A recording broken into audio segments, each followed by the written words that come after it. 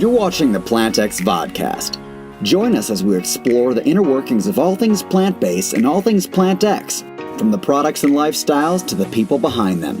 Now welcome our host, the man who combined his love of e-commerce and the plant-based lifestyle to create PlantX, Sean Dollinger.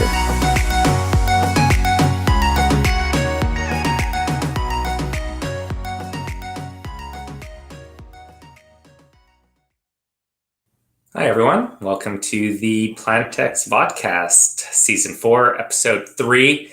Excited to have our guest on today from Daring. I've tried the product myself. It's unbelievable.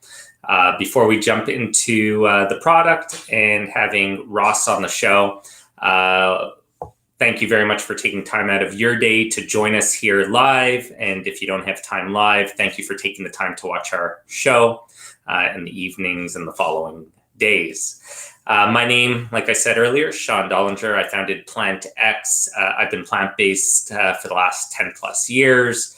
And we wanted to create a platform that allowed people to feel welcome, to learn about plant-based living, whether you only have, one product, per meal per day, or if you decide to live a full plant-based lifestyle. Whichever direction you want to go in, we want to be that source for you to order different products, innovative products, learn about recipes, get plant-based products for your pets, animals, anything that you might want. PlantX is your one-stop shop for everything plant-based. And I'm really excited to have Ross on the show today because I just did a Intel retail show, and it was really, really informative to learn about the different direction and trends out there. And one thing that was the big topic of discussion was how many ingredients actually go into some of the vegan products out there. And then we start thinking about, is it the right direction if all of a sudden a product is not even as healthy in the space? And I think Ross has done an unbelievable job in introducing this product called Daring, but we'll let him share everything with you today. And on that note, welcome to the show. Hey, thanks for having me. I appreciate it. I'm excited to be here. Hey, thanks, Ross. And obviously we carry your products, absolutely love them. And before we jump into anything, we always start by asking our guests, how do you take your coffee? That's a good question. Normally, early, Cometeer is my coffee of choice. It's a frozen capsule. So heat it up, a little bit of oat milk, and I'm good to go for the rest of the day. But I take it about 5:30 in the morning through a brand called Cometeer Coffee. Cool. I've never heard of it. And that's why we constantly start with asking that question, because it's unbelievable. Again, we've probably had 60 episodes, if not more. And I don't think there's been one person to take their coffee the same. Really? No, it's great. Got to try it. It launched a couple years ago. Amazing business. I'll get you some sent over. I love it. Amazing. Thank you so much. And, so what inspired Daring? How did it all get started? What's it all about? Please share with our investors and shareholders and customers. Yeah. Well, Daring for me started from a very young age. I played sport high level for my country growing up. So I've always been infatuated with human performance, sport, nutrition, that common saying, you are what you eat. And I ate a lot of animal protein growing up, between the ages of 10 to 16, it was very omnipresent. And I actually took a step back about the age of 16, 17 years old and really questioned what I was consuming so often. And that was so much chicken. I suffered a pretty bad injury and started to understand a little bit more about recovery and getting over this injury. And I realized that the amount of animal protein I was consuming wasn't really beneficial to recovery. So went cold turkey, forgive the pun, cut out all animal protein, cut out all dairy, all animal products from my diet, really on this search for just being healthier. And fast forward 30, 40, 50, 60 days, I felt great and continued on that journey through the last 10 plus years, like yourself, Sean. And became a consumer in the category. I was eating everything you could find today on the shelf in early days as well. And I felt there was a real gap on this intersection of taste, but also health. You touched on ingredients. That was a big factor in my journey. I wasn't really enjoying all the products that were comprised of 40, 50, 60 ingredients. They weren't making me feel good. I wasn't really able to eat them time and time again, 7-10 times a week. So look for something different, couldn't find it, and decided to start it myself, and that is daring, and that's where we are today. So bit of a founding story. Yeah, I love it. And you stand for everything that I believe in, the team believes in. So thank you for coming out with such an innovative product. And based on that, where are you guys headed? More products in the lineup? I know I tried the alternative chicken, which it was really interesting when we started the show today, you discussing how 100 pounds consumed by Americans on average per year. That's shocking, but maybe you could explain where you're headed next. Yeah, I mean, I think if you take a step back, the appetite for chicken, animal-derived chicken, is growing. Businesses like Daring have to deliver on many things: taste, texture, health, price, distribution. It's going to take some time, but top of mind for us right now is really leaning into innovation. We brought 4 products to market in the last couple of years, all centered around our core original product. That is a 6-ingredient, 14 grams of protein, very low in fat, very low in carbohydrate. It's there on the left, the green pack original pieces. It's now been launched in a gluten-free breaded, a Cajun, and a lemon and herb. Top of mind for us right now is more innovation, looking at different formats, looking at different flavor profiles, looking at different categories within plant-based chicken. And you'll see that roll out across our 11,000 doors over the next few months into the beginning of next year. So 2020 is when we launched the company in March. We started in 300 sprouts. Fast forward today, September 2022, we're in about 11,000 retail doors and about 700 restaurants across the country. So continuing to bring Daring to more and more customers in both grocery retail and in your favorite restaurants, along with more innovation and continuing to build the brand, continuing to build the team to support our goal. And Ross, I think you've done a wonderful job where when I started in the plant-based industry, I was a bit torn. Why do we need to refer to things as chicken or crab or burgers? Why couldn't they come up with new names? And I think it's really important what you're doing, especially like you said, starting this whole plant-based movement in the last 10 plus years that you went for a reason to improve your health and change, while some people are just looking to explore. So I think it's so important that you chose a product like chicken to start with, and it actually mimics it from not only the taste, but the texture and the way it tears and all the parts of it allow for an easy transition for somebody to come in. So I think you're doing a wonderful job with your team in bringing the masses to the plant-based here without pointing it out. Yeah, I appreciate that. I think when you take a step back and you look at what chicken really is, it's an experience.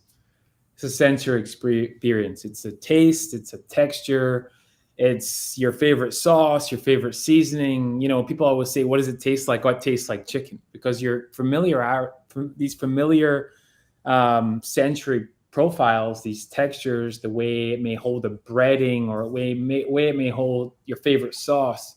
It's really just an experience. And when you look at the plant kingdom and you look at what you can do through manipulation of plant protein, you can really deliver on all of those sensory profiles, those textures, the way it holds breading, the way it holds sauce and seasoning. So I think if you can give people everything they love about chicken, which is right here, 90 calories, high protein, low fat, low carb, that healthiest protein in the world, which is what chicken gets this brand, element.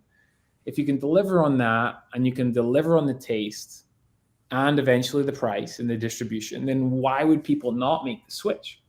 It's better for you, it's better for the environment, and of course, better for animal welfare. So that's everything we're focused on. And, it's an audacious goal, but I think so far we're appealing to a lot of chicken lovers, people who absolutely love chicken. And that is how we create the biggest impact.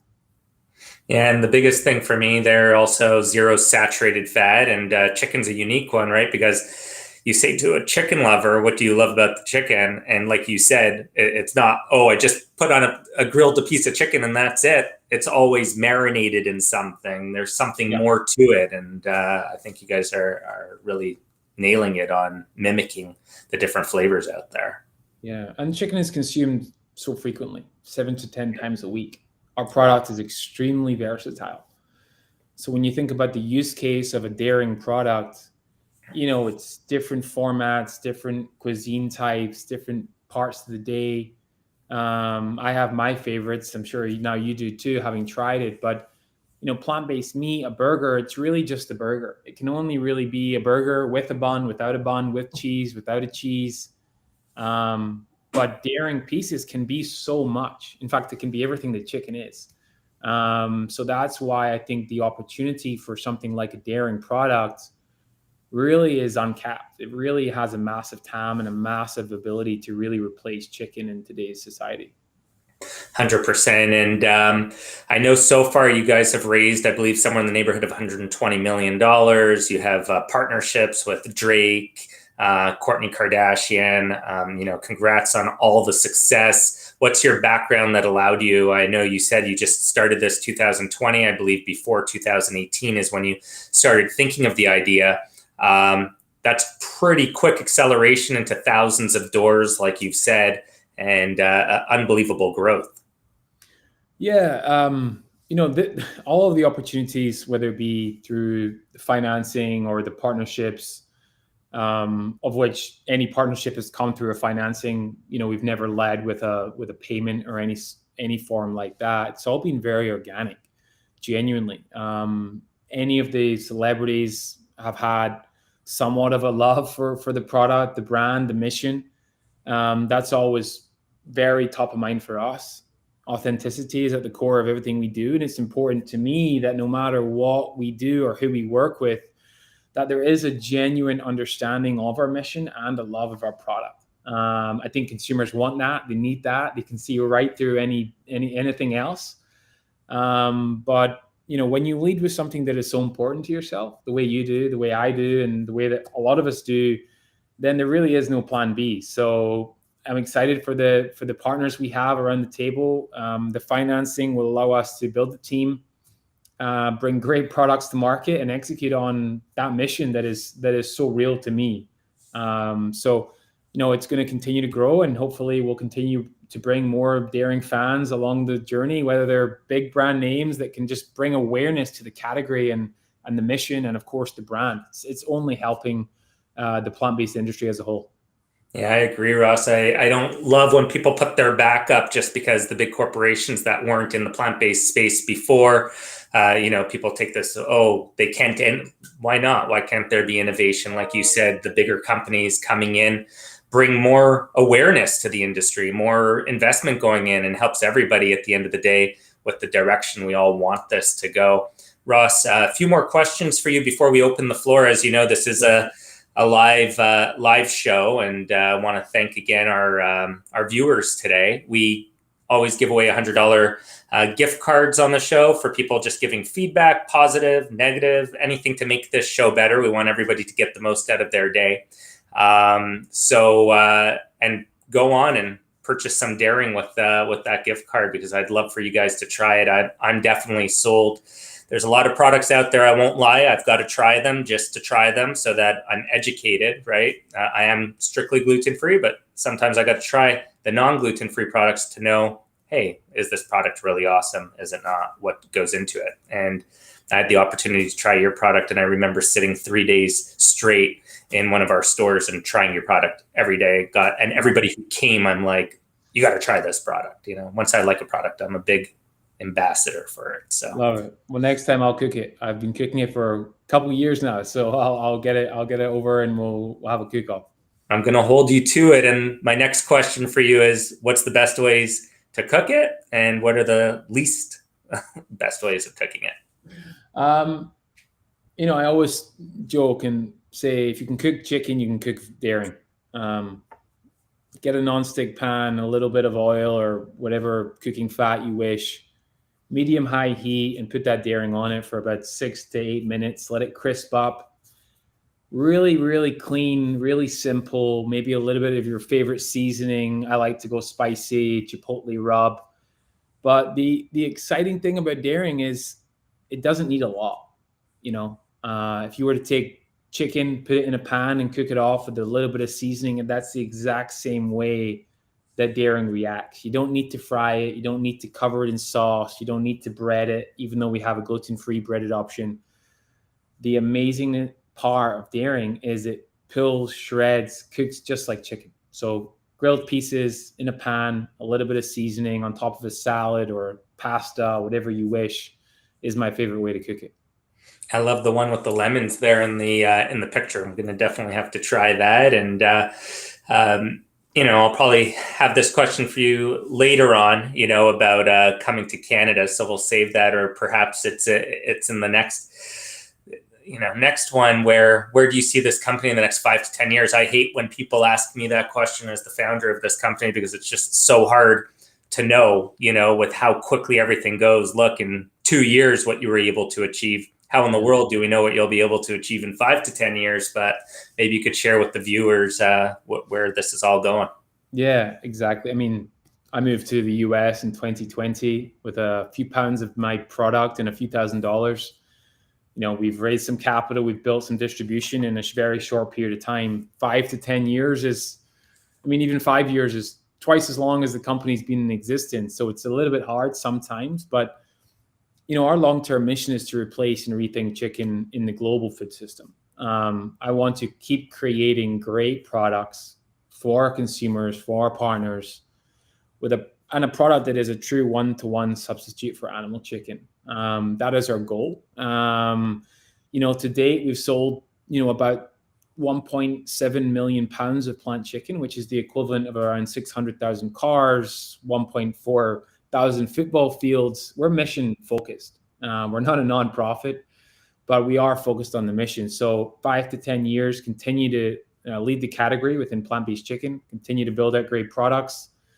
This is a very, very, very long-term mission. The mission to remove chicken is not going to happen in the next 5 years. So we're just going to have to get our head down, create great products, great flavors, great quality protein, and stay consistent on our brand and our values. So 5 to 10 years from now, I hope we're having more conversations about the growth we're having and how more and more consumers are enjoying and loving the products that we're bringing to market.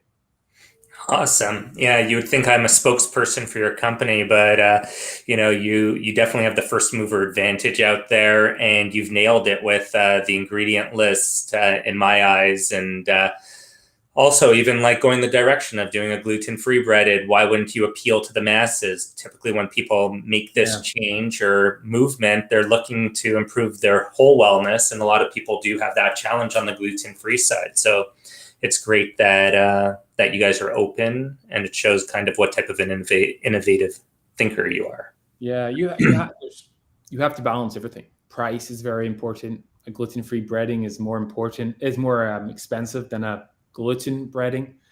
So with any innovation comes these trade-offs. Our company started with health in mind. That was my founding story, and we try and always lead with that. So gluten-free was a big decision for us, and it's the only gluten-free tender in the market.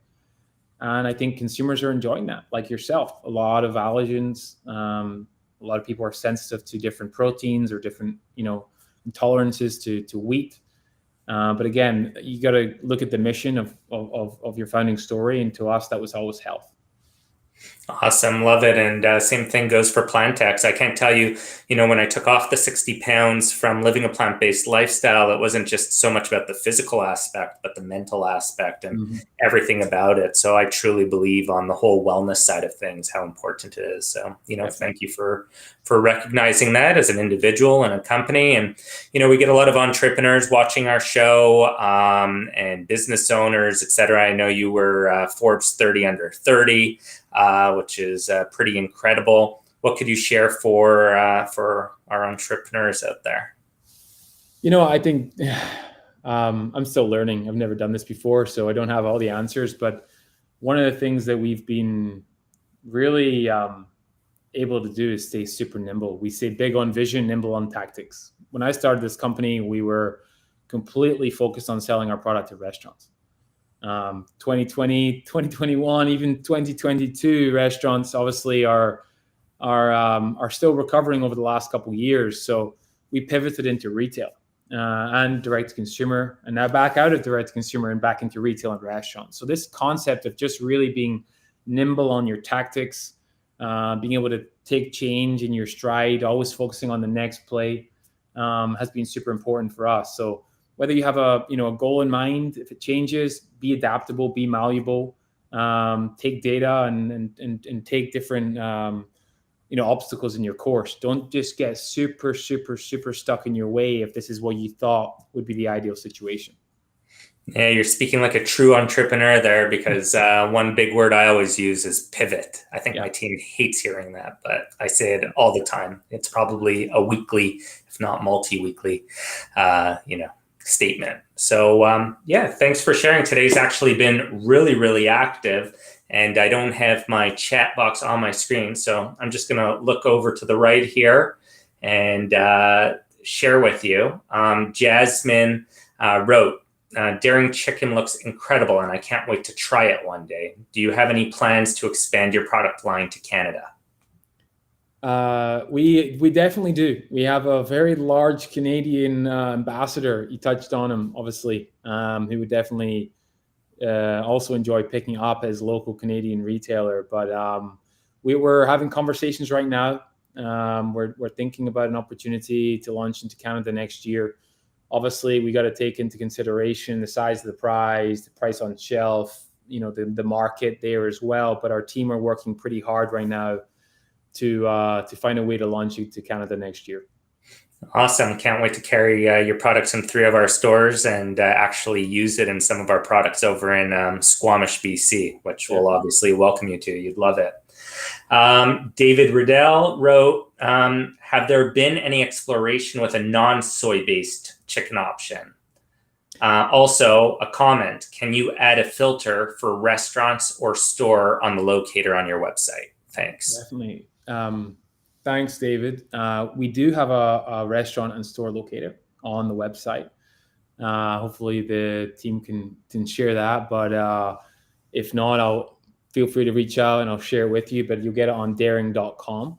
All of our restaurants and retailers are updated there every other day. There you go. Perfect. Look at that. It's enter your postcode and you're good to go. In terms of, innovation in alternative protein, absolutely. I just tested a product prior to this call that my team presented, which was, utilized the pea protein, and a chickpea protein and a soy protein as well. So we're constantly looking at ways to bring products to market that aren't necessarily focused on soy. Top of mind for us is taste and texture. Soy protein delivers on a phenomenal sensory experience that delivers probably the closest comparison to chicken, which is reflecting back to our mission to create products that taste just like chicken. But yes, you'll see innovation launch soon and further out that is comprised of different protein sources. And obviously soy is an allergen to many people. And we have to accommodate, the wider audience that don't today eat soy protein. But it's never at the compromise of taste and texture. And sometimes, as a consumer who has pea protein shakes, pea protein has a sometimes difficult palatability.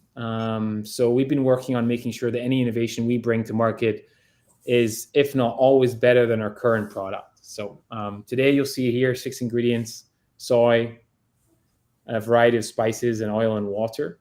And if you stay a consumer for the next couple of years, you'll see alternative proteins come to market. Yeah, I love your open thinking. Most of the time when we speak to people in the alternative meat space, they say that's going to be really challenging to do due to the fact that the core is essentially the product that you've come out with. And I believe that there needs to still be a lot of education around soy, right? It got a bad rep there a decade ago, et cetera, or a little bit more, where I think if people understand that you're using a proper soy, non-GMO, I think that's really, really important for people to be more open-minded around the whole soy protein side of things. Definitely. I mean, like any commodity, it has qualities and grades. Our soy is non-GMO certified, and we stand behind that. And fundamentally, it's a big reason why our product tastes the way it does. Yeah, awesome. No, and it's amazing. 2 more questions, and then we'll let you go. We know you're busy over there. Mom Cantry wrote, can you can your product be marinated at home, or do you suggest just using the flavors like you already have? Marinated. The original pieces, unbelievable. We love marinating them, chucking them on the barbecue, the grill. I think we have some recipes on our website which have there we go, some instructions on how to marinate. But like I said, if you can marinate chicken, you can marinate daring. Feel free to share your recipes and your innovation with our team. I'm sure we'll love to get them up on our social media. Awesome. And I'll combine the last two questions into one. But before I do that, the winner on today's podcast for being super active, thank you very much to Kay Prothero. And we'll get out that $100 e-gift card. So just send us over your email address to info@plantx.com or Sean, SEAN, @plantx.com. And the last question is, what are some of the challenges that you face convincing meat eaters to try daring, and what is the current price point compared to animal chicken? Yeah, thanks for the question. A good question. There's a lot of education required still to convert and move the adoption curve along in its cycle today. I think, a lot of the innovation early on was focused on taste and texture in plant-based meat at the sacrifice of health. You saw a pushback in plant-based meat over the last several months. Is this really healthy for me? Is this really better for us? Should we just eat animal-derived protein? And daring, again, 6 ingredients, high protein, low fat, low carb. We really sit at this intersection of health and taste, something that's been missing in the category. So I think a lot of consumers tried plant-based meat and didn't feel good, didn't truly believe it was healthy. And that is, again, the founding story and the mission of our company is to bring something truly healthier to market, something truly representative of chicken. And of course, giving consumers something that is really healthy, versatile, and of course, tasty. But a lot of education required. We try and do it on our website, our social media, through our brand partnerships, like with Courtney and Travis and all of our ecosystem. But it's going to take a little bit of time. In terms of the price point, if you find daring at your local retailer, we are about $7.99-ish average for an 8-ounce pack on shelf. Now, it's hard to comp that against traditional animal protein exactly, because obviously there's different grades, different qualities. But on a per pound basis, we probably sit around 25% more expensive than traditional animal protein from chicken. Of course, our mission is to bring that price parity as soon as possible. But 2 years old right now, and we got a little bit of scale to achieve until we can do that. But I'm very focused on bringing that price to a point where this can be consumed by all consumers across the country and abroad. Awesome. Yeah, I think you're definitely on the right path. I'm confident that you're going to be able to get there. As I mentioned on the start of the show today, I just was on this Intel Retail Hour show, and it was so interesting. The individual that was on there, learned a lot from him. And it's interesting, a product like yours, they say that 3% of your customers will end up equaling over 50% of the revenue that your company generates, which I thought was a shocking number. I always thought that it would be a lot more spread out, and us being a platform, at one point in time, a couple of my platforms in the past, your top 10% of sellers represented 90% of your revenue, and it hasn't been true in the retail space. And I think that's what's so motivating and interesting for all the new companies coming up there, because there's still so much market share out there for you to grab and consolidate and bring into your community, into your product. So 100%. Ross, from the whole PlantX family, we obviously wish you the best of luck. Definitely going to hold you up on your offer to come try your product with you cooking it. So, thanks again for taking the time out of your day to join us. Of course. Thank you for having us. Thank you for letting me tell my story and the mission. And thanks to everyone for tuning in. And hopefully you all get a chance to try it over the coming days and weeks and months. Awesome. Thanks again, Ross. Thanks, Sean. Well, thank you very much for taking time out of your day to watch. Hopefully you see the innovation, the talent in the plant-based space. It's amazing. The company's launching. Company going from, a concept 4 years ago to actually being launched 2 years ago. And you hear the success and the growth that's coming. And again, PlantX being the platform, we welcome partners like Daring. We encourage them to keep growing their brands so that people could then come to our community and try these new products, learn about them, and keep coming back to buy more and hitting the subscribe button and us delivering to their doorstep throughout North America and the UK and hopefully one day the entire world. But have to start somewhere. And I think we've done an amazing job to get to where we are now. And that couldn't have happened if it wasn't for all of our investors and shareholders. So thank you very much. And until next week, stay curious, stay planted, stay healthy. Thanks for watching the PlantX Vodcast. Don't forget to hit the like button and subscribe to the channel. For more information, go to investor.plantx.com. See you next time.